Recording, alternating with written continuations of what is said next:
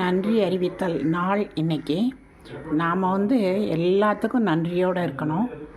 அதாவது இன்றைக்கி நமக்கு இந்து மதத்தில் மகாலய அமாவாசை வந்திருக்கிறதும் சிறப்பு. செப்டம்பர் 21 தான் உலக நன்றி அறிவித்தல் நாள்.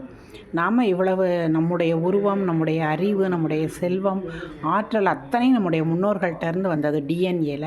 அதனால் அவங்களுக்கு நாம் நன்றி சொல்வோம். நமக்கு அள்ளி அள்ளி கொடுக்கும் இந்த இயற்கை அன்னைக்கு நாம் நன்றி சொல்லணும்.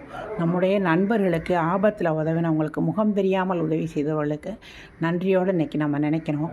நம்மளை கேவலமாக பேசுகிறவங்கள கூட நம்ம நன்றியோடு நினைக்கணும். ஏன்னா அவங்க அப்படி பேசுனதுனால தான் நம்ம முன்னேறணுங்கிற எண்ணத்துக்கு வந்தோம்.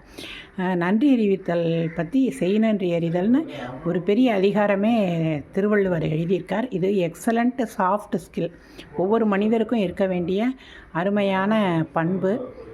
சாமிக்கிட்ட போனாலும் முதல்ல நமக்கு கிடைத்த ஆசீர்வாதங்களுக்கு நன்றி சொல்லணும். அது கிறிஸ்தவ மதத்தில் ரொம்ப நல்லாயிருக்கும். உண்ண உணவும் நீரும் தினம் தந்த தலைவனே அப்படின்னு. அதனால் இன்று நன்றி அறிவித்தல் நாள். நமக்காக இருக்கும் அத்தனை, நம்மை சுற்றி இருக்கும் அத்தனைக்கும் நாம் நன்றி சொல்வோம். எதிரிக்கும் நன்றி சொல்வோம்.